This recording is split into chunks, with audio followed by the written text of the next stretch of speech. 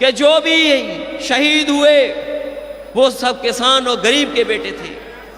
बताओ, कोतवाल धान सिंह किसान के बेटे थे कि नहीं थे?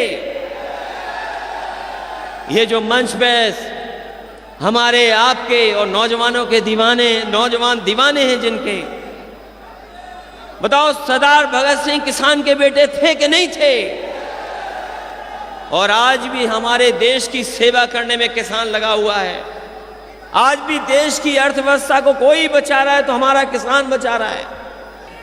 हमारे किसान जो हमारा पेट भर रहे, जो हमें कपड़े पहना रहे, उनके साथ कैसा सरकार व्यवहार कर रही है? उन्हें कह रही है आतंकवादी हैं, उन्हें कहती है ये पाकिस्तान और चीन के समर्थक लोग हैं। कहते हैं कि ये किसान आंदोलन जो चला रहे हैं वो एंटी सोशल हैं, एंटी नेशनल हैं।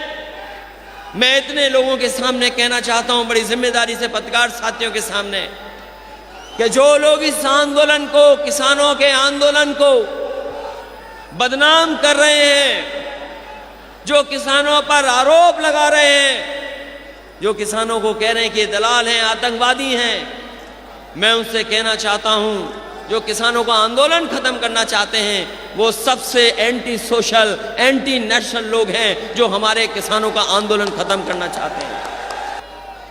वैसे तो अगर मंच पे आप देखोगे, स्वामी जी से सुंदर मुख्यमंत्री नहीं हो सकते। हमारे स्वामी जी को देख लो और मुख्यमंत्री जी को देख लो, बताओ सुंदर और अच्छा कौन है? कभी कभी हमारे मुख्यमंत्री जी भटक जाते हैं, वो लाल रंग में उलझ जाते हैं। वो कहते हैं लाल टोपी वाले, न जाने क्या क्या कहते हैं कि लाल टोपी वाले ऐसे होते हैं। तो हमने उनसे कहा कि लाल टोपी हमारी क्रांति की निशानी है, हमारे खून की पहचान है लाल टोपी, हमारे आंदोलन की पहचान लाल टोपी है। और ये जो हमारे इमोशन होते हैं, खुशी, दुख होना, जब हम खुश होते हैं तब भी हमारा चेहरा लाल हो जाता है, और जब हम दुखी होते हैं तो हमारे कान लाल हो जाते हैं। ये हमारे इमोशन का रंग है, और लाल रंग हमारी पहचान है। कोई आज से नहीं पहन रहे हैं लाल रंग, किस जमाने से समाजवादी लोग लाल रंग पहन रहे हैं। और अगर यही बात है कि कौन कैसा लगता है, तो हम तो कहेंगे कि जिसके बाल नहीं होते हैं उस पर लाल टोपी बहुत जमती है। हम तो बाल वाले लोग हैं, हम पे भी जमती है। और अगर तस्वीर रख दोगे सामने दो, एक लाल टोपी वाली और वो वाली जो लाल टोपी के बारे में कुछ कहते हैं, दोनों तस्वीर रख देना, आपको पता लग जाएगा कि गुंडा कौन है और समाजवादी कौन है। कि जो हालात पैदा हो गए हैं, अगर यही हालात बने रहे हमारे देश और समाज के सामने, तो शायद हमारा देश एक बार फिर गुलामी की तरफ चला जाएगा। जिन्होंने इतिहास के पन्ने पलटे होंगे, इतिहास को जो समझते होंगे, जाना होगा, वो जानते होंगे कि भारत में एक ईस्ट इंडिया कंपनी आई थी।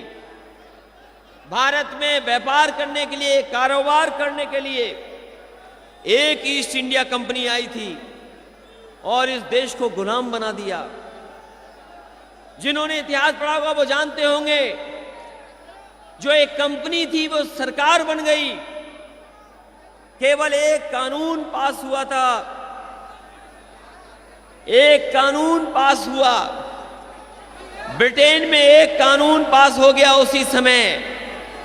एक कारोबार करने वाली कंपनी, ईस्ट इंडिया कंपनी सरकार बन गई। और ऐसी सरकार बनी जिसने हमारे देश को गुलाम बना दिया। हमारा हर तरीके से, आर्थिक रूप से, सामाजिक रूप से, राजनीतिक रूप से जितना नुकसान अंग्रेजों ने किया, शायद उतना कभी हमारे भारत का नुकसान नहीं हुआ होगा। आर्थिक रूप से नुकसान हुआ। हमारी जो चीजें थी, कारोबार कर करके यहां से लेके चले गए, समाज को तोड़ दिया, समाज को तोड़ने का काम किया। और राजनीतिक ऐसा हस्तक्षेप छोड़ गए हैं कि अगर हमारा देश उस समय गुलाम था ऐसी संस्थाएं बना दी कि अगर हम लोग बाहर भी निकलना चाहते तो बाहर राजनीतिक रूप से नहीं निकल सकते। आज के जो हालात हैं, हमें याद करना चाहिए कि जो भी शहीद हुए वो सब किसान और गरीब के बेटे थे। बताओ, कोतवाल धान सिंह किसान के बेटे थे कि नहीं थे? ये जो मंच पे हमारे आपके और नौजवानों के नौजवान दीवाने हैं जिनके, बताओ सरदार भगत सिंह किसान के बेटे थे कि नहीं थे? और आज भी हमारे देश की सेवा करने में किसान लगा हुआ है। आज भी देश की अर्थव्यवस्था को कोई बचा रहा है तो हमारा किसान बचा रहा है। हमारी अगर सीमाओं की कोई रक्षा कर रहा है तो उसी किसान के बेटे, वही नौजवान जो जवान वहां सीमा पर खड़े हैं, वही हमारे देश की रक्षा कर रहे हैं। और देश की हालात कैसे हो गए? आप में से न जाने कितने लोग हैं जो अभी आंदोलन में शामिल हुए। दिल्ली के आंदोलन में आप लोगों ने समर्थन किया। यही खड़े हमारे नेता यहां मंच पर बैठे हैं, ये भी समर्थन कर रहे हैं किसानों के आंदोलन का। आप में से भी लोग हैं जो किसान का आंदोलन का समर्थन कर रहे हैं, क्योंकि जो कानून बन गए हैं, अगर इन कानूनों से नहीं लड़ा गया, एक बार तो ईस्ट इंडिया कंपनी ने हमें गुलाम बना दिया था, वो कब सरकार बन गई पता ही नहीं लगा। उसी तरह भारतीय जनता पार्टी की सरकार लगातार ऐसे कानूनों को ला रही है कि अगर वो कानून लागू हो गए तो जिस तरीके से ईस्ट इंडिया कंपनी ने गुलाम बनाया था, ये तीनों कानून जब लागू हो जाएंगे तो हो सकता है हमारा किसान भी बड़ी बड़ी कंपनियों का गुलाम हो जाए, हमारे किसानों की खेती छिन जाए। इसलिए जरूरी इस बात की है कि जो लड़ाई उस समय लड़ी गई थी, अगर किसान एकजुट हो जाएगा, नौजवान एकजुट हो जाएगा, तो इन तीनों कानूनों के खिलाफ भी लड़ाई जीती जा सकती है। क्योंकि ये कानून ऐसे हैं जो आपकी खेती छीन लेंगे, आपको बर्बाद कर देंगे। हम जानना चाहते हैं, अगर ये कानून अच्छे थे तो हमारे किसान क्यों आंदोलन कर रहे हैं? अगर ये कानून में अच्छाई थी तो अभी भी तीनों सीमाओं पर किसान बैठे हुए हैं।